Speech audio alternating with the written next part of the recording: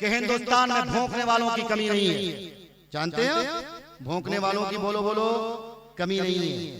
एक रामगिरी महाराज भौंका था, अपनी गलीज और नापाक जुबान से बोला ही था, मेरा शेर इम्तियाज जलील। वाह वाह, दुआ करो अल्लाह सलामत रखे इस शेर को। इम्तियाज जलील ने औरंगाबाद से मुंबई तक ऐसी ऐतिहासिक रैली निकाली, ऐसा तारीखी जुलूस निकाला। मुंबई की तारीख, हिंदुस्तान की तारीख, महाराष्ट्र की तारीख में ऐसी ऐतिहासिक रैली और ऐसा तारीखी जुलूस अब तक नहीं निकला था। गिरिराज महाराज सिंह, रामगिरी महाराज को माइक पे आना पड़ा और कहना पड़ा, अगर मुझसे चूक हुई है, गलती हुई है तो मैं क्षमा चाहता हूं। यही क्षमा बाद में क्यों कहे, पहले कह दिए होते तो मुसलमानों की जरूरत न पड़ती। लेकिन मुसलमानों यहीं पर बस नहीं, ये हुकूमत तुम्हारी बेदारी चाहती है। इन्नल्लाह ला युगय्यिरु मा बिक़ौमिन हत्ता युगय्यिरु मा बिअनफुसिहिम। खुदा ने आज तक उस कौम की हालत नहीं बदली, न हो जिसको ख्याल खुद अपनी हालत के बदलने का, इसलिए तुम्हें उठ खड़े होना पड़ेगा। इसलिए मुसलमानों तुम्हें जगना चाहिए।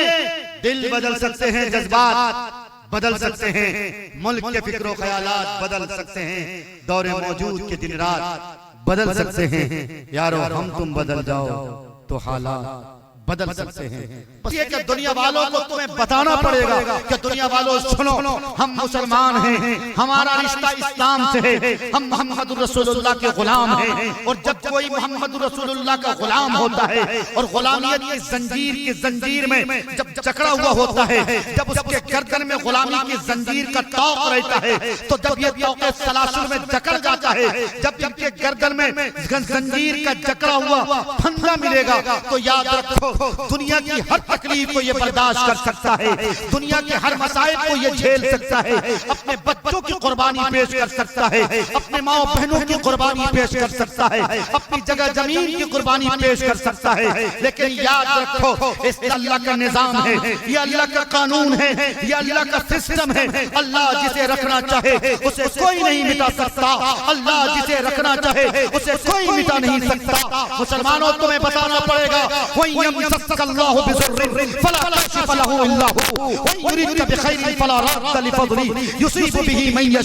अगर आजमाइशें आती हैं, इम्तिहान आता है, किसकी तरफ से बोलो, सारे लोग मेरी तरफ तवज्जो रखें। इम्तिहान किसकी तरफ से आ रहा, अल्लाह की तरफ से आ रहा। आजमाइशें किसकी तरफ से आ रही हैं, अल्लाह की तरफ से आई हैं। याद रखो फिरौन आया था और फिरौन ने कहा था मैं अना रब्बुकुमुल आला हूं, यानी सबसे बड़ा ईश्वर मैं हूं, सबसे बड़ा भगवान मैं हूं, सबसे बड़ा देवता मैं हूँ, मेरी पूजा होनी चाहिए, मेरी इबादत होनी चाहिए, मेरी वर्शिप होनी चाहिए। लेकिन याद रखो फिरौन के भी कमर को कमाकलब किया गया था, फिरौन को भी मुंह तोड़ जवाब दिया गया था। जब मूसा आया और मूसा के आने के बाद फिरौन को डिबो दिया गया, फिरौन की लाश को निशाने इबरत बना दी गई। तो याद रखो मेरे भाइयों, मेरे बुजुर्गों, अब चाहे फिरौन के नक्शे कदम पर कोई इजरायली भेड़िया पैदा हो या कोई अमेरिकी एजेंट पैदा हो या कोई सऊदी अरब में बैठा हुआ इस्लामी कानून का दम भरने वाला सऊदी एजेंट हो या कोई दुबई में इस्लामी कानून का दम भरने वाला दुबई का एजेंट हो या कोई बैनुल-अक़वामी कानून का मुत्तहिदा अरब इमारात का अपने आप को दम भरने वाला हो, याद रखो सुपर पावर अल्लाह है। और जब कोई बंदा अपने आप को सुपर पावर से टकराया है, उसका खैर है, उसकी खैर ली गई है, उसकी खैरियत बिगाड़ी गई है, सफ़े हस्ती से उसको मिटाया गया है। इसलिए कि कुरान कहता है वतम्मत कलिमतु रब्बिका सिद्क़न व अदला ला मुबद्दिला लिकलिमाती। दुनिया में निजाम चलेगा, किसका चलेगा? अल्लाह का चलेगा। दुनिया में दस्तूर चलेगा, किसका चलेगा? पूरा मजमा बोलो अल्लाह का चलेगा। दुनिया में आर्डर चलेगा, बोलो किसका चलेगा? अल्लाह का चलेगा। दुनिया में कानून चलेगा, बोलो किसका चलेगा? अल्लाह का चलेगा। दुनिया में संविधान चलेगा, बोलो किसका चलेगा? आमिना के लाल का चलेगा। दुनिया में अगर शरीयत चलेगी, बोलो किसकी चलेगी? अल्लाह के नूरे नजर की चलेगी। है मोहम्मद फरमान न बदला जाएगा, बदलेगा ज़माना मगर कुरान बदला जाएगा। नारे तकबीर, नारे रिसालत। हज़रत मौलाना मुफ्ती मारूफ राही साहब हिंदुस्तान शरीयत इस्लामिया उम्मत मोहम्मदिया नारे तकबीर। माशाअल्लाह माशाअल्लाह। मेरे भाइयों, अलगरज मेरे कहने का मकसद ये, बहुत फिरौन आए, बड़े हमान पैदा हुए, बड़े शद्दाद पैदा हुए, बड़े बड़े दावे, बड़ी बड़ी बातें, बात हो गई साहब, याद नहीं तुम्हें फिरौन की तारीख और फिरौन का इबरत। इसलिए अगर इजराइली भेड़िया ये समझता है और इसकी पुष्प पनाही करने वाली जितनी तंजीमें, जितनी तहरीकें, जितनी सोसाइटियां, जितने ममालिक इजराइल की हिमायत में खड़ा है और ये समझता और ये कहता है कि इजराइल ठीक कर रहा, इजराइल ठीक नहीं कर रहा। हिंदुस्तान के जितने हुक्मरान गुजरे हैं, चाहे कांग्रेस के दौरे इख्तिदार में हो, चाहे बीजेपी के दौरे इख्तिदार में हो, अटल बिहारी वाजपेयी की माज़ी करीब की तारीख पढ़ो, अब भी अटल बिहारी वाजपेयी की वो वीडियो गर्दिश कर रही है कि इजराइल भेड़िया था, इजराइल भेड़िया है, इजराइल कसब किए हुए जमीन पर कब्जा करके है, इजराइल को हम हमेशा भगोड़ा कहेंगे। इजराइल को भगोड़ा कहने में कोई तरद्दुद नहीं। किसने कहा? बीजेपी के प्रधानमंत्री, हिंदुस्तान के माननीय वजीर आजम अटल बिहारी वाजपेयी जी ने कहा था।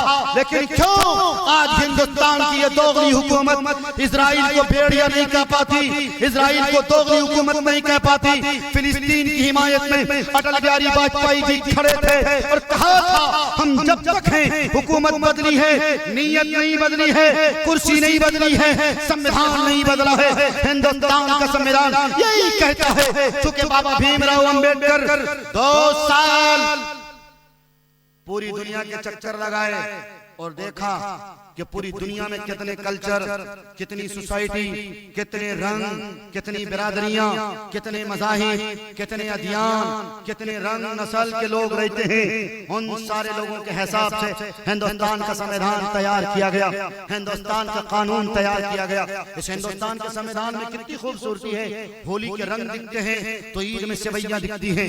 हिंदुस्तान के संविधान में कितनी खूबसूरती दिखती है साहब। किसी को नजर नहीं आती तो बताओ। ईद में अगर सेवैयां पकती हैं तो क्या होली में रंग नहीं खेले जाते? रंग बिरंग के रंग इस बात की गवाही देते हैं कि न तेरा है न मेरा है, ये हिंदुस्तान सबका है। नहीं समझी गई ये बात तो नुकसान सबका है। जो इसमें मिल गई नदियां वो दिखलाई नहीं देती महासागर बनाने में, मगर एहसान सबका है। तुमने नहीं पढ़ा, नहीं देखा? हिंदुस्तान की जुल्फें जो बिखरी हुई थी, अंग्रेज दौरे इख्तिदार में आया था, किसने अंग्रेज के दांत खट्टे किए थे? किसने अंग्रेज को हिंदुस्तान से निकलने पर मजबूर किया था?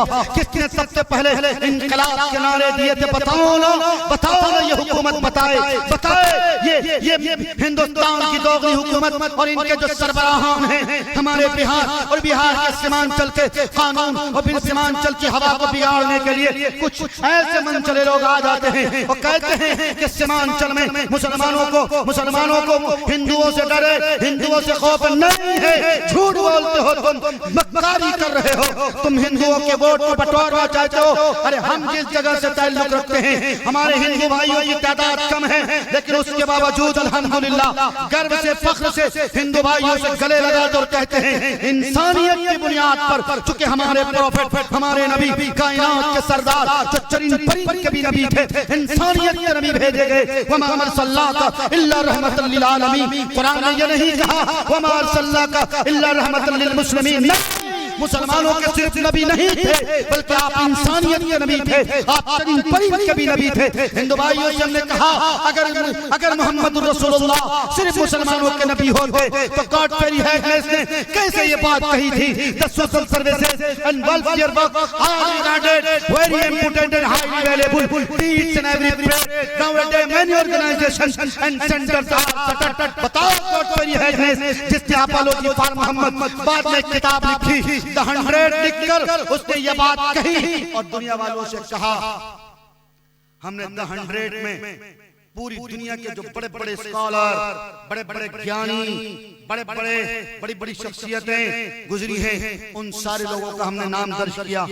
और मैंने जहां तक रिसर्च करा, मैंने जहां तक तजर्बा हासिल किया, मेरे इल्म और मेरे नॉलेज के मुताबिक सबसे पहला नाम अगर किसी का है तो वो आमिना के दुर्रे यतीम कायनात के सरदार, गरीबों के मसीहा, मजलूमों के सरों के ताज हजरत मोहम्मद मुस्तफा बोलो सल्लल्लाहु अलैहि वसल्लम की जात गिरामी है। कौन कह रहा है? God very happiness. पूछो इनका धर्म क्या, इनका मजहब क्या? क्रिश्चियन थे क्रिश्चियन, लेकिन बात जब हक की आएगी, बात जब सदाकत की आएगी, मिटा नहीं सकते। मुसलमान आतंकवाद नहीं, मुसलमान भेदभाव नहीं करता, मुसलमान हिंदू भाइयों से कभी भेदभाव नहीं करता। मंदिर के आगे मुसलमान कभी घिनौने नारे नहीं लगा सकता। अगर कोई लगाता भी है तो अल्लामा इकबाल ने क्या कहा जानते हो? अल्लाह से करे दूर तो तालीम भी फितना, इमलाक भी जागीर भी औलाद भी फितना, ना हक के लिए उठे जो शमशीर भी फितना, शमशीर ही क्या नाराए तकबीर भी फितना। अगर मुहर्रमुल हराम के जुलूस के मौके पर बात मुहर्रम की आई तो एक बात याद आ गई, जिम्नन ये छोकरा सबको मुहर्रम के महीने में कमरवा में टाला जाता है। हाँ हाँ हाँ, कोनो कम नहीं है, सब बढ़ित से बढ़त है। बड़े बड़े दाढ़ी रखने वाले बुढ़ाओं को भी देखा गया। हाँ साहब, मुहर्रम का चांद नजर आ गया, इनकी खैरियत पूछो, अल्हम्दुलिल्लाह शवाब पे आ जाते हैं। और नौजवानों से भी कहता हूं मैं, ईद में घर नहीं आते हो, शर्म नहीं आती तुम्हें? बकरीद में घर नहीं आते हो, शर्म नहीं आती तुम्हें? तुम्हारे त्योहार तो सिर्फ दो ही हैं, ईद और बकरीद। ईद में आया करो, रमजान के रोजे घर वालों के साथ रखा करो, अफ्तारी घर वालों के साथ किया करो, ईद की खुशियां घर वालों के साथ साझा किया करो। लेकिन नहीं, ईद में नहीं आएंगे ये छोकरा। कब आएंगे? मुहर्रम का चांद नजर आया, टिकटवा मारा और फौरन आकर के निकला। और आओ देखा ना ताओ, न इमाम साहब की बात, मुखिया जी से मिलाया हाथ, सरपंच साहब को लिया अपने सपोर्ट में, और समिति साहब को तो वोट चाहिए ही चाहिए। अब बेचारा मेंबर परेशान, इन नौजवानों की हौसला बढ़ाने के लिए एक नंबर आगे आ गया और कहा हम तुम्हारे साथ हैं, इन मुल्लाओं के चक्कर में न पड़ो, ये हमेशा फतवा ही देता है ना। मौलवी सिर्फ इनके बाप के जनाजे पढ़ाने के लिए है। मौलवी इनके बाप के निकाह पढ़ाकर इनको वजूद में लाया था।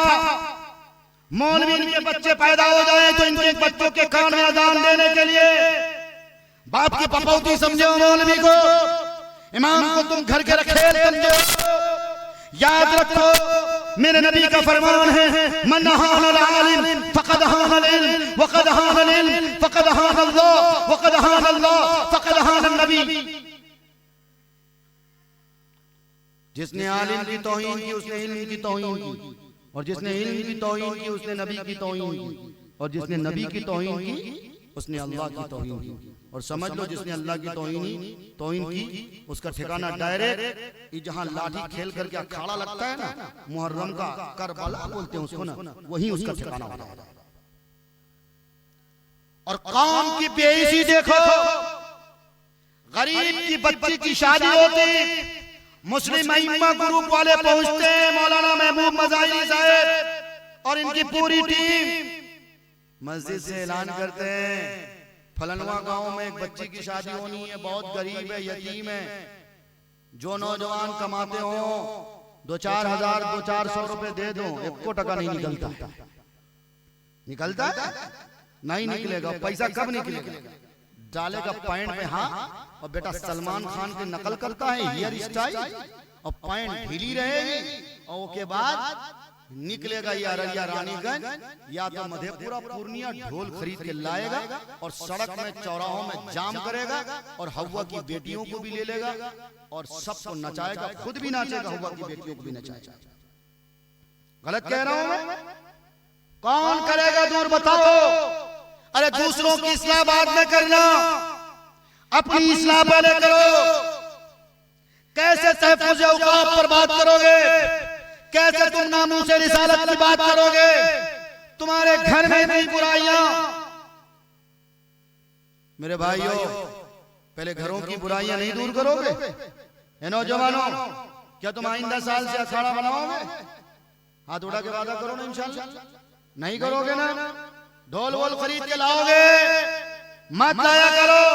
ठंडी आई है, क्रिकेट का ग्राउंड जगह जगह सस्ता है, नौजवान बिगड़ते जा रहे हैं। मैं कहता हूं आप सबसे खुदा के वास्ते, हालात बहुत बुरे हैं, हालात के तकाजे, हालात के माथे की शिकने, नौजवानों तुमसे पुकार पुकार के यही कह रही हैं कि खुदारा तो मोहम्मद रसूलुल्लाह सल्लल्लाहु अलैहि वसल्लम के डगर पे आ जाओ। इंशाअल्लाह कोई माय का लाल में वो दम नहीं कि तुम्हारा बाल भी पका कर सके, नहीं कर सकता कोई नौजवानों। और एक बात मैं बता दूं तजर्बे के मुताबिक, यह हुआ की बेटियां सुन रही है ना, जिस दिन ये मुहर्रम के अखाड़े पे जाना बंद कर दे, ढोलक के पीछे पीछे जाना बंद कर दे, ये नौजवान छोकरा एक भी नहीं जाएगा लाठी खेलने के लिए, एक भी नहीं जाएगा। इसको आंखों की खुराक में चाहिए, हाँ इसको आंखों की खुराक चाहिए। और खुदा न खास्ता अगर उस भीड़ में इसकी साली हो, अल्लाह अकबर, क्या नाचता है ये बेशर्म नौजवान, बेहिस नौजवान, शर्म से डूब मरो चुल्लू भर पानी में। अगर उसी तरह कमर मटका मटका कर तुम्हारी मौत हो गई तो क्या करोगे? अरे कलमा भी नसीब नहीं होगा। और जो ही कब्र में दफन किए जाओगे, मट्टी कहेगी आ बेटा बहुत कमर मटका के चले हो। हदीस के अल्फाज हैं, कब्र उस पर इतनी तंग कर दी जाती है, इतनी तंग कर दी जाती है, हाई वाली पसली हाई में घुस दी जाती है। सही कह रहे हैं, अगर गलत कह रहे हैं तो खुदा मेरी जुबान दराज कर ले। मेरे नौजवानों होश के नाखून लो, और ए हव्वा की बेटियों, तुम अपनी कीमत को समझो, तुम अपने आप को पहचानो, तुम हो कौन।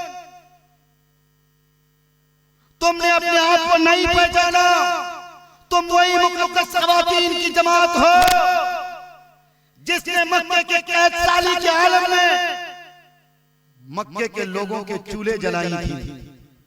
तुम वही ख़वातीन की जमात में हो जिसके पेट से कायनात के सरदार खातमुन नबीयीन, नबियों के सरदार हजरत मोहम्मद मुस्तफा सल्लल्लाहु अलैहि वसल्लम ने जन्म लिया। तुम वही मुकद्दस ख़वातीन की जमात में से हो जिसके पेट से सहाबा जैसे मुकद्दस जमात जन्म ले चुकी है। हाँ हाँ मुझे कहने दो, तुम ही वो मुकद्दस ख़वातीन हो जिसके पेट से पीराने पीर अब्दुल कादिर जिलानी पैदा हुए। हाँ हाँ तुम ही वो मुकद्दस ख़वातीन हो जिसके पेट से ख्वाजा ख्वाजान ख्वाजा मोइनुद्दीन चिश्ती पैदा हुए।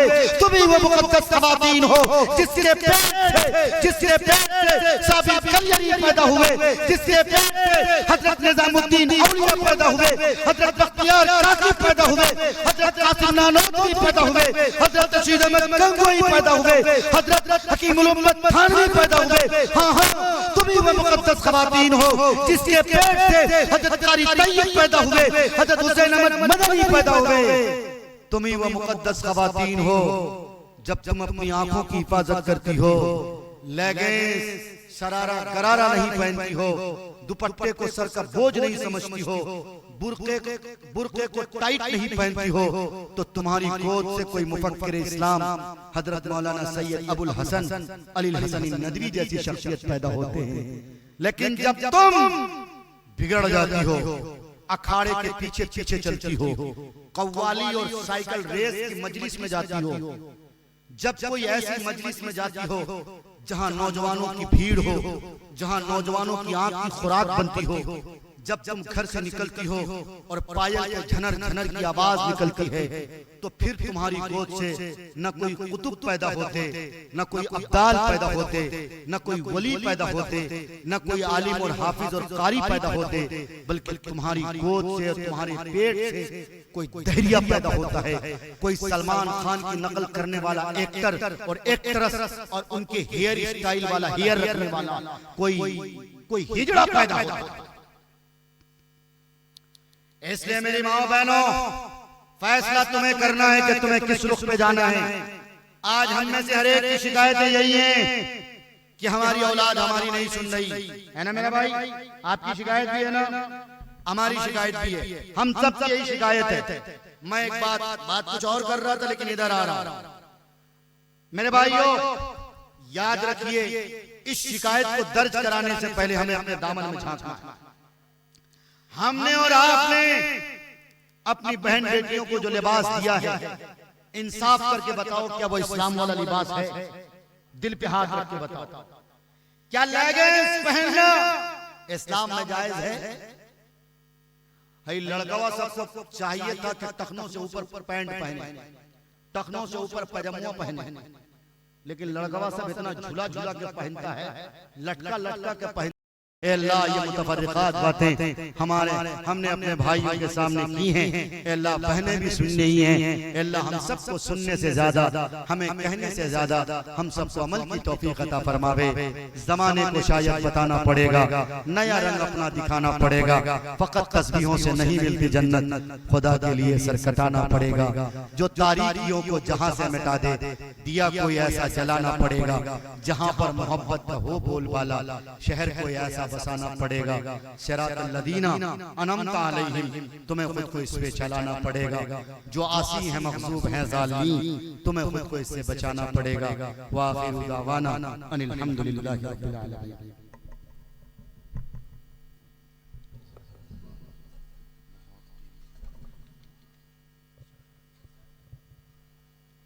माशाअल्लाह, जज़ाकुमुल्लाहु खैरन व अहसनल जज़ा। इस वक्त